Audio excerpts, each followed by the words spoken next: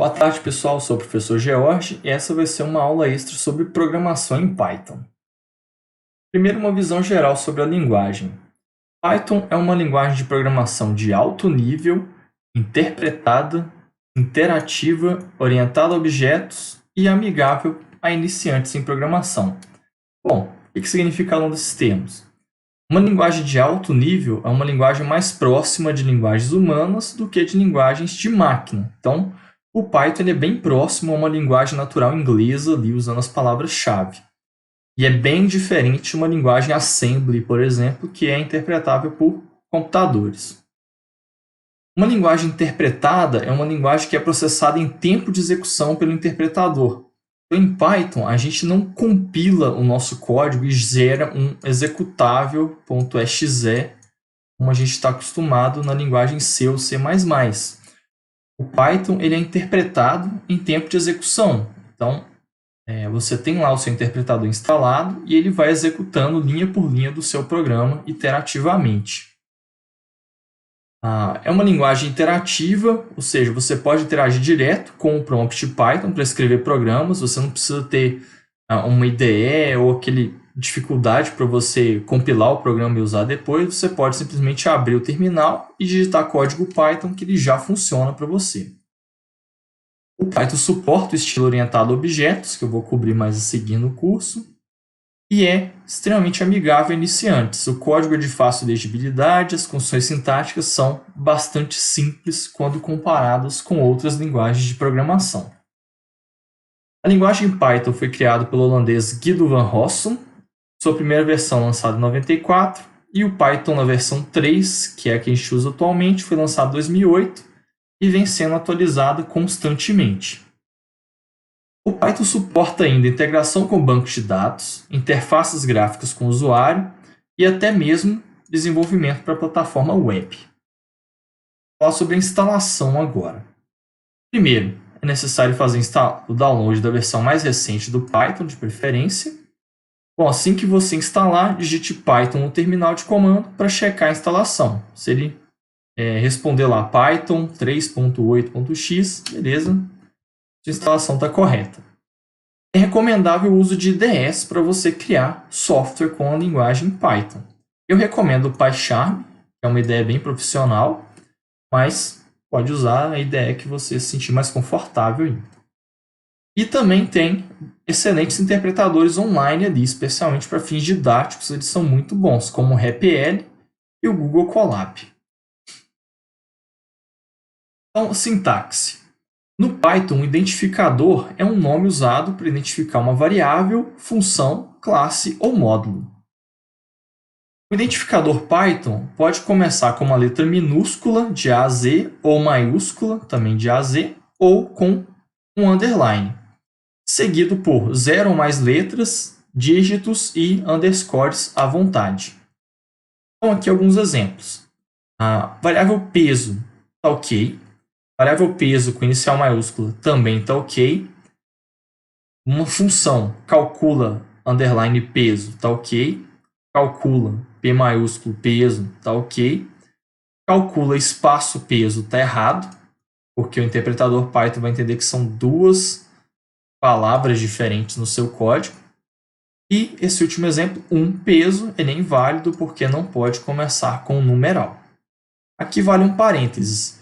Nome de variável peso com inicial minúsculo é o padrão que a gente adota aqui na programação Python. O inicial maiúscula, a gente tem um identificador válido para uma variável, mas uma boa prática é usar sempre variáveis minúsculas, ou iniciais minúsculas, para nomes de variáveis. Iniciais maiúsculas ficam reservadas a nome de classes, ou talvez nome de conjuntos, listas, mas uma boa prática é evitar iniciais maiúsculos para variáveis simples. Algumas palavras-chave são reservadas para a linguagem. Muitas delas vocês já viram em outras linguagens de programação, como, por exemplo, o if, o return, para o retorno de uma função, o while, para o laço de repetição, for, e assim por diante. O Python não usa chaves para identificar os blocos de código. Na verdade, os blocos de código em Python são definidos pela indentação do código, que é rigidamente exigida. Veja aqui um exemplo. Aqui eu tenho if true, aqui 4 espaços indicam que este código está dentro do bloco de comando do if. If true, print true, encerra o bloco, volta para o nível de indentação original, que era esse aqui. Essa indentação tem que ser manipulada com muito cuidado. Por quê? O número de espaços de indentação ele pode variar. Aqui, por exemplo, eu optei por usar 4 espaços, eu poderia ter usado 2 se eu preferisse. O padrão é usar 4 ou 2. Mas sentenças no mesmo bloco devem ter o mesmo número de espaços. Nesse else, por exemplo, eu teria um erro. Por quê? Eu tenho no mesmo bloco else o primeiro print com 2 espaços e o segundo print com 4 espaços, o que me daria um erro aqui de sintaxe, pois eu tenho 2 níveis de indentação no mesmo comando else. O correto seria eu começar com 4 espaços, ambos os comandos desse bloco else. Tipos de variáveis. Em variáveis Python não precisam ser explicitamente declaradas. A declaração vai ser feita automaticamente quando se atribuir um valor a uma variável. Temos aqui alguns exemplos. Então, idade igual a 30. Bom, beleza. Nesse momento, o Python cria a variável idade com o valor 30. Altura 1.93. Ele cria aqui uma variável float agora, com o valor 1.93. Nome igual a George. Ele cria uma string George aqui na memória. Também não é necessário declarar o tipo de uma variável no Python. Veja que eu não declarei aqui nem int, nem float e nem string ou sequência de caracteres para o nome aqui. Na verdade, o tipo ele vai ser identificado pelo interpretador automaticamente. Esse conceito a gente chama em linguagem de programação de tipagem dinâmica. Então você não precisa se preocupar com o tipo na declaração de uma variável. Variáveis Python não precisam ser explicitamente... desculpa. Já passei aqui. Declarações de atribuições múltiplas também são permitidas. Então, nesse exemplo, eu fiz a atribuição de 3 variáveis, idade, peso e altura, em uma linha de código só, com essa sintaxe entre parênteses. O Python assume 5 tipos padrões de dados: número, string, lista, tupla e dicionário. O Python suporta 3 tipos numéricos diferentes: int para números inteiros, float para números de ponto flutuante, complex para números complexos. Então aqui tem alguns exemplos de números em Python. Então, inteiro 10, 100, um inteiro negativo, um inteiro aqui pode ignorar o zero à esquerda.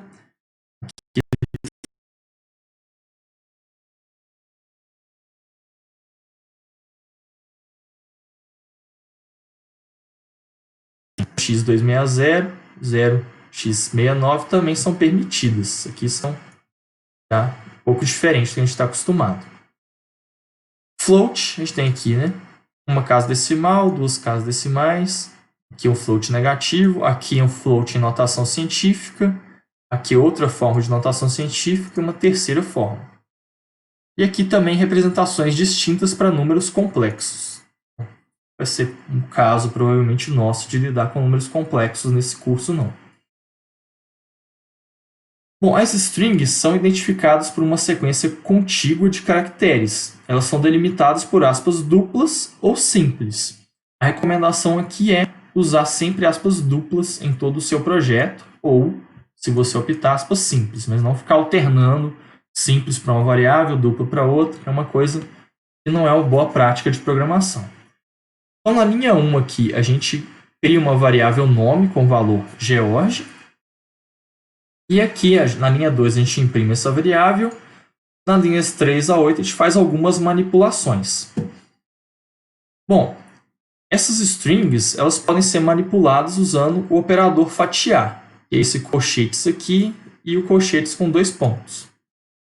Então, na linha 3, o colchete 0, ele pega apenas a posição 0 dessa variável nome. Lembrando que aqui eu tenho posições 0, 1, 2, 3, 4 e 5 para cada um dos caracteres da minha string.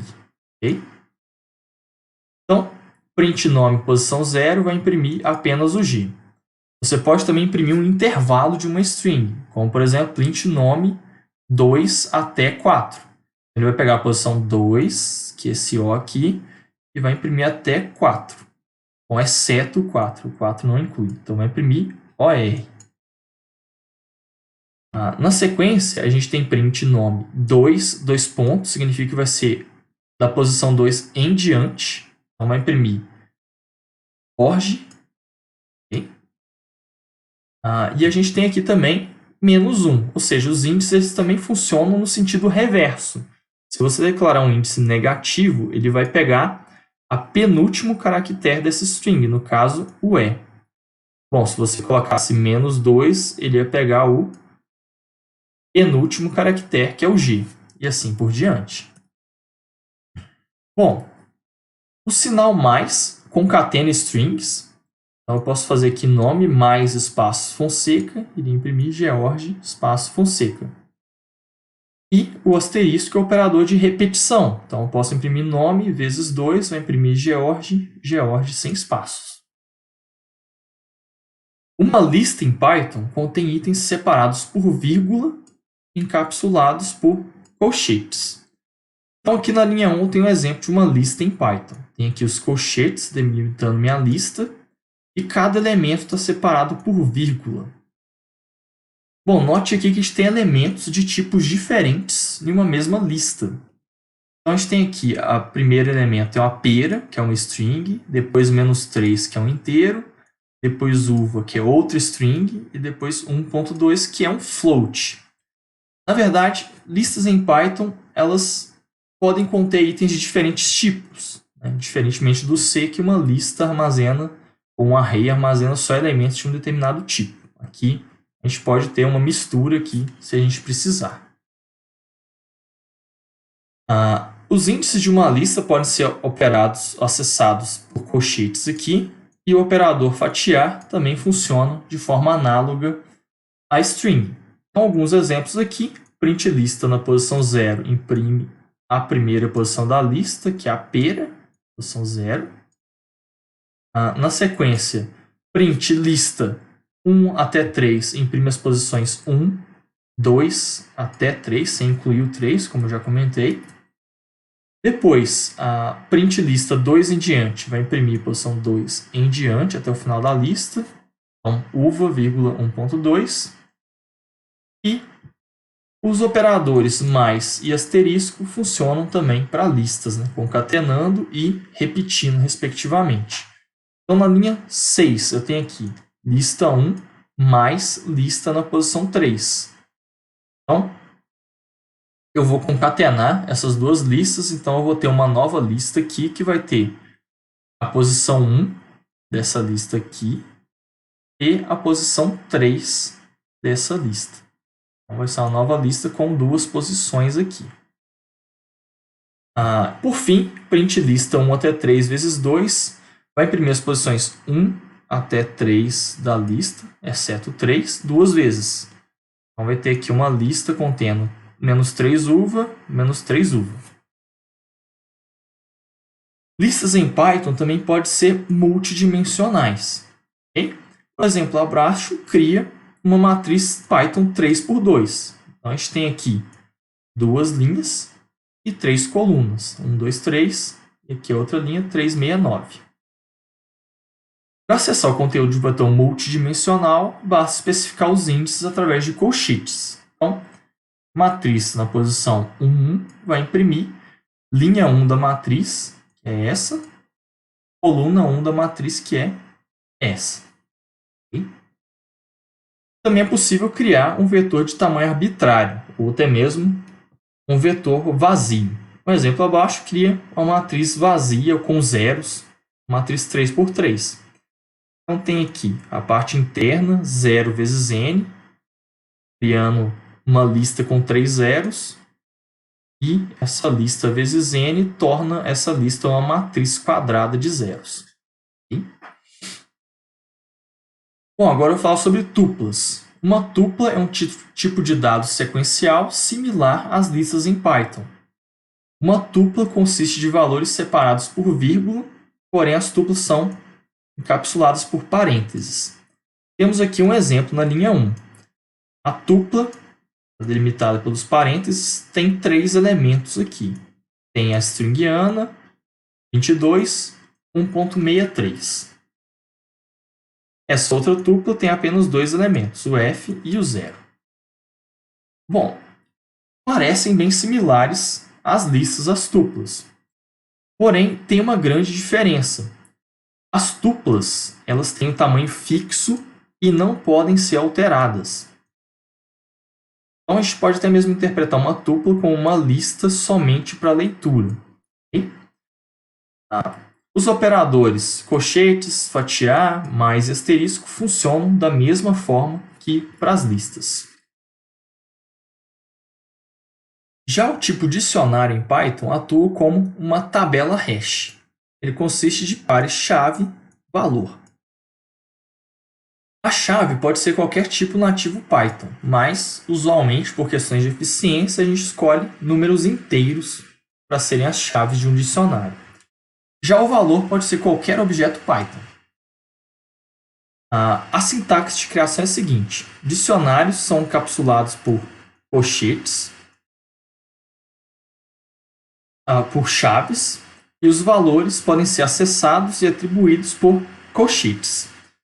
Então, nesse exemplo aqui, as linhas 1 até 3, elas criam um dicionário, aqui primeiro um dicionário vazio, depois eu crio a chave string 1 com o valor string João, depois eu crio uma segunda chave, que é a chave 2, com o valor Aline. Bom, o Python aceita qualquer identificador como sendo uma chave, mas, como eu disse, o recomendável é usar inteiros. Então, o ideal seria ter um número inteiro aqui para representar esse valor João. Okay? Bom, você pode criar um dicionário também já em uma única linha de programação. Aqui os colchetes delimitam o corpo do dicionário e aqui a gente separa a chave do valor por 2 pontos. Separa cada elemento do dicionário por vírgula. Okay? Então, na sequência aqui, eu imprimo meu dicionário, ele vai imprimir o conteúdo do dicionário, posso imprimir uma posição específica e imprimir uma chave específica, a chave 1, na verdade que é a chave 1, desculpa, está errado aqui. Eu posso imprimir também a chave 2, que vai imprimir a linha, e eu tenho os métodos aqui keys e values, que imprimem apenas as chaves do dicionário e aqui apenas os valores de um dicionário. É possível também realizar conversão de tipos de dados em Python. Muitas vezes vai ser importante fazer isso. Bom, para isso basta usar a função com o nome do tipo de dados de destino. Então, no exemplo aqui, eu tenho uma idade que recebeu string 25. Para converter essa idade inteiro, basta chamar a função int, passando a idade como parâmetro. Eu pego aqui o retorno para a própria variável idade. Então, a partir daqui, idade é um inteiro. Eu posso fazer operações aritméticas, etc., com a idade. Algumas funções importantes de conversão de dados, então, converte para inteiro, converte para um float, converte para string. Essa função converte um objeto para uma impressão em string. Aqui converte uma tupla em uma lista. E a função set converte S em um conjunto. Lembrando que um conjunto não permite elementos repetidos. Então, set basicamente remove os duplicados de uma lista ou de um conjunto que for passado. Então, agora chegamos à entrada e saída em Python. A forma mais simples de produzir saída é através da função print. Pela função print, a gente pode passar 0 ou n argumentos a serem impressos na tela. Então, nesse exemplo, eu imprimo aqui um nome, depois vírgula, imprimo a variável nome, depois passo mais um argumento, que é a string idade, depois vírgula, imprimo a variável idade, depois passo string peso, vírgula, imprima a variável peso. Ao final de cada comando print, uma quebra de linha será dada no seu terminal. De forma análoga ao C, é possível usar marcadores para imprimir variáveis. Então, aqui eu separei as minhas impressões por vírgula. Bom, eu poderia também manipular essa string de impressão de uma forma um pouco diferente. Eu poderia, por exemplo, ter aqui uma string só de impressão com os meus marcadores de variáveis aqui. O porcentagem S para uma string, porcentagem D para um inteiro e o porcentagem F para um valor de ponto flutuante. Okay? Todas as expressões regulares do C também funcionam no Python. Então, por exemplo, se você quiser definir o número de casas decimais após a vírgula para imprimir no float, você pode fazer .2f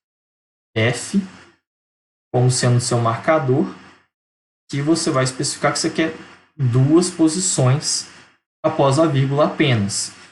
Contra barra N para quebra de linha também funciona, contra barra T e assim por diante. Então, qualquer expressão regular de strings no C também funciona aqui. Bom, e aqui, pela sintaxe, a gente separa a nossa string de impressão das variáveis a serem impressas por esse operador porcentagem aqui. Já para fazer a leitura do teclado, é extremamente simples. A função input, ela imprime o que está, entre aspas, aqui, ela imprime uma string na tela e ela espera, ela pausa o programa até que o usuário digite uma certa string pelo teclado e aperte a tecla Enter. Bom, esse valor que o usuário digitou vai ser salvo na variável aqui à esquerda. Ela vai ser uma string a princípio. Bom, se a sua variável não for uma string, se você quiser convertê-la para inteiro ou para um float, você deve fazer posteriormente. E no exemplo, converto unidade para inteiro e finalmente imprimo. Bom, agora eu vou falar sobre alguns operadores básicos da linguagem Python. Bom, o Python suporta vários tipos de operadores, aritméticos, relacionais, de pertinência, e alguns eu vou cobrir aqui nessa aula. Então, os valores aritméticos primeiro. Vamos primeiro assumir que a variável A vale 5 e a variável B vale 2. Então, aqui é bem similar a outras linguagens de programação. O operador mais faz adição, A mais B igual a 7. Menos subtração, A menos B igual a 3. O asterisco multiplica duas variáveis. A barra divide duas variáveis. O porcentagem aqui, o operador de módulo, ele pega o resto de uma divisão. Então, aqui a gente tem 5 dividido por 2, vai ter como resto 1. Então, o resto dessa divisão vai ser 1. Asterisco, asterisco faz uma exponenciação. Então, aqui vai ser A asterisco, asterisco B vai ser 5 elevado a 2, ou ao quadrado, que é igual a 25. Contra barra, barra é uma divisão inteira, ou seja, uma divisão que ignora o resto. Então, A barra barra B vai dar 2, que é o resultado inteiro da divisão de 5 por 2, ignorando o resto. O Python também tem os operadores relacionais. Operador igual a igual é um operador de igualdade. Então, por exemplo, A igual a igual a B vai ser falso, porque A vale 5, B vale 2. O operador exclamação igual ao operador diferente. A diferente de B vai ser verdadeiro, porque 5 é diferente de 2. O operador maior, maior ou igual, menor, menor ou igual, faz as comparações aritméticas ali. Por exemplo, A maior que B vai ser verdadeiro, porque 5 é maior que 2. O Python assume 3 operadores lógicos, que são AND, OR e NOT. Então, o AND é um E lógico, que é o equivalente lá na linguagem C, no Java, ao dois E's comerciais. E aqui eu tenho um exemplo. A maior que B e B maior que A vai ser falso. Por quê? A maior que B dá verdadeiro. B maior que A dá falso. Bom, verdadeiro e falso, dá falso, né? Por lógica matemática ali. O operador OR é o ou lógico, equivalente aos pipes aqui do C ou do Java. E aqui a expressão aqui de exemplo. A maior que B ou B maior que A vai dar verdadeiro. Vamos lá. A maior que B, verdadeiro. Então, beleza, a expressão já dá verdadeiro porque é um operador OU. Qualquer um dos dois ser verdadeiro já dá verdadeiro. E o NOT ele inverte o valor lógico de uma expressão. Então, no exemplo aqui, NOT A igual a B vai ser true. Bom, A igual a B é falso. Lembrando que 5 não é igual a 2. Mas o NOT inverte o valor e transforma isso em verdadeiro. Então, a gente tem verdadeiro no final. O Python prevê também operadores de pertinência. Esses particularmente economizam bastante tempo de programação para algumas tarefas. Então, o operador de pertinência são operadores in e not in. O operador in ele diz que o elemento pertence ao conjunto. Not in diz que não pertence a um conjunto. Então, no nosso exemplo, eu tenho uma lista com os elementos 5, 7, 2 e 4 e uma variável A cujo valor é 5. Bom, a gente vê que o A, que é o valor 5, ele está presente nessa lista sim, aqui na primeira posição. Então, se eu fizer A em L, vai dar true, porque o A está presente em L. Se eu fizer A not em L, vai dar falso, porque o A está em L. Então, not in vai dar falso. Bom, agora eu vou falar sobre os comandos condicionais em Python. A linguagem Python provê as seguintes declarações condicionais. A declaração if, igual a gente está acostumado, é uma expressão booleana que vai desviar o fluxo de execução, caso seja verdadeira. E a gente tem também os comandos alternativos ao if, que são o elif, que funciona exatamente igual um else if, da linguagem C e Java, linguagens mais tradicionais. E o bloco else, que vai ser ativado caso nenhuma das condições anteriores seja verdadeira. Então, o else vai ser executado. Vamos para um exemplo. Então, aqui eu tenho um IMC, que é um índice de massa corpórea, igual a 22,4. É um float. Se o IMC for maior ou igual a 25, eu vou imprimir sobrepeso. Meu bloco de comando está definido aqui com 4 espaços. Bom, se IMC for menor que 25 e maior que 17, eu vou imprimir peso saudável. Aqui eu tenho 4 espaços de indentação, é o meu corpo desse bloco de comando. Bom, o bloco else captura o caso dele não cair nem nesse if, nem nesse else if, ou elif. Então, o corpo do else ele vai falar que é abaixo do peso. No caso, ele seria menor ou igual a 17. Então, nesse exemplo em específico, ele entraria nesse segundo elif aqui e imprimiria peso saudável do usuário. Comandos condicionais também podem ser alinhados conforme a necessidade. Nesse exemplo aqui, eu computo se um aluno foi aprovado, se ele foi reprovado ou se ele está qualificado ao exame especial conforme as normas da UFOP. Então, esse aluno, vamos supor que ele teve nota 8.2 e frequência 85. Bom, 5%, mas aqui eu converto para uma variável float. Se a frequência for maior ou igual a 75, significa que esse aluno fez a frequência mínima necessária para ser ou aprovado ou para fazer o exame especial. Bom, para ser aprovado direto, o aluno tem que ter a nota maior ou igual a 6. Então, se a nota for maior ou igual a 6, imprime que ele foi aprovado. Bom, se não, esse é um aluno elegível, ele pode fazer o exame especial, porque ele teve a frequência mínima, ele só não atingiu a nota suficiente para aprovação. Então, ele pode fazer essa espécie de repescagem aqui que a gente tem na UFOP. Bom, já se a frequência for menor que 75, ele já foi reprovado por falta direto aqui. Agora eu falo sobre laços de repetição no Python. A linguagem Python provê os seguintes comandos para executar laços de repetição. Tem aqui o comando while for break e continue, que a gente está acostumado já nas linguagens de programação tradicionais. O que muda um pouco é a sintaxe de como o for, por exemplo, vai executar em linguagem Python. Então, nesse exemplo aqui, eu tenho uma lista de frutas com 4 frutas. Eu tenho 2 formas de percorrer essa lista. Bom, eu posso criar a variável fruta para representar cada elemento da minha lista de frutas. Então, para cada fruta em frutas, eu vou aqui na linha 5 imprimir essa determinada fruta. Então, ou seja, eu crio uma variável e essa variável ela vai ser, a cada iteração, uma dessas strings aqui da minha lista. E, por fim, a uva. E ela vai executar 4 vezes, porque 4 é o número de elementos da minha lista.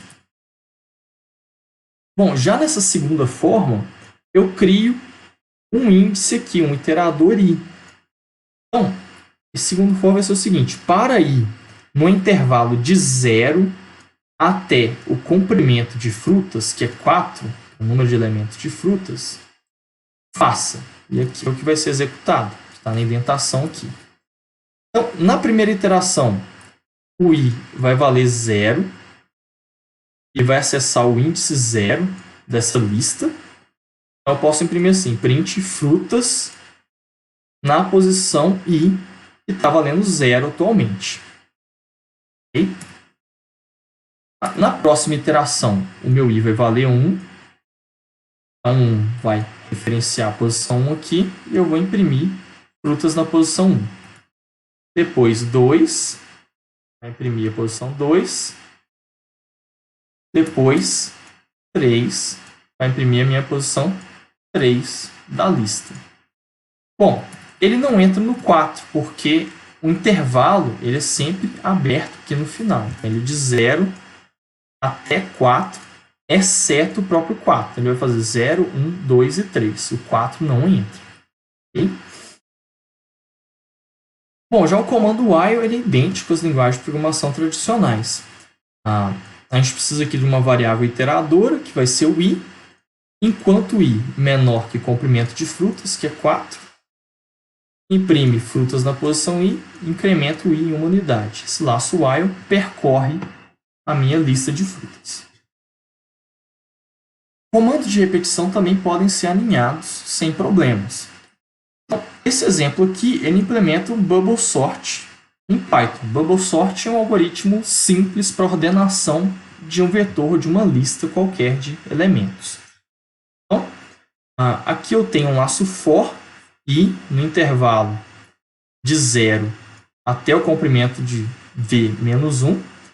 Bom, de onde que eu tirei que o intervalo é a partir de 0? Se o meu range não fala 0. No exemplo anterior aqui eu falava range 0 até len. Bom, na verdade essa função range ela pode receber 0, ou pode receber 1 até 3 parâmetros. A especificação dela é algo assim: range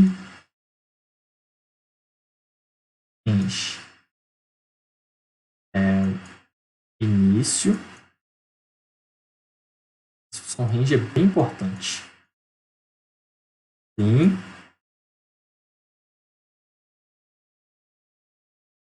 E passo.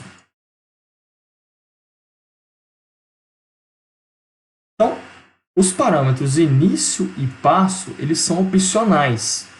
Se você não especificar um início, o valor padrão é 0. Se você não especificar um passo, o padrão é 1. Então, se você definir só o fim, que é obrigatório, ele vai assumir que o início é 0 e ele vai iterar de 1 em 1 unidade. Então, nesse exemplo aqui, isso foi feito. Então, i em range até o final, que é tamanho de v, que é 5 menos 1, até 4. Esse for vai fazer i igual a 0, i igual a 1, i igual a 2, i igual a 3 e igual a 4. Bom, já esse segundo for aqui, o mesmo esquema, só que na variável j. Então, j vai começar como 0, 1, 2, 3 e 4. Se V na posição J mais 1. O menor que V na posição J significa que eu tenho que trocar eles de posição para eles ficarem ordenados. No caso aqui a ordem vai ser decrescente. Então, uso essa variável auxiliar para fazer a troca. E no fim, eu vou imprimir um vetor ordenado aqui. Okay? Bom, quem tiver curiosidade ou não entender bem o algoritmo Bubble Sort ainda, basta uma pesquisada na web ali. Não é assunto dessa aula a lógica dos algoritmos, mas sim a sintaxe aqui e a forma como a gente programa os laços alinhados. A gente pode alinhar laços, comandos condicionais da forma que a gente precisar. Os comandos continue e break também podem ser usados para manipular a execução dos laços. Aqui eu tenho um exemplo com o mesmo algoritmo Bubble Sort, só que agora ele é uma versão, vamos chamar de incrementada. Porque é o seguinte, se você passa uma iteração inteira checando os elementos e você não trocou nenhum dos elementos de ordem, significa que seu vetor ou lista já está ordenado. Então você pode encerrar a execução prematuramente. Então nesse algoritmo, eu criei aqui uma variável trocou, que ela vai ser falsa, que ela vai ser um semáforo indicando se houve uma troca no vetor ou não. Aqui na linha 5 eu percorro aqui meu vetor e tento achar elementos fora de posição. Bom, se eu achar alguma troca, eu vou alterar trocou para true, indicando que eu tenho que fazer mais iterações do Bubble Sort. Bom, só que se por acaso eu não encontrar nenhuma troca, significa que o meu vetor já está ordenado. Então, esse if aqui vai dar verdadeiro, porque o trocou vai continuar como falso. Not trocou vai dar true. Então eu vou acionar o comando break, saindo desse laço fora aqui e encerrando prematuramente esse laço de repetição. Okay? Os comandos break e continue funcionam como nas linguagens de programação tradicionais também.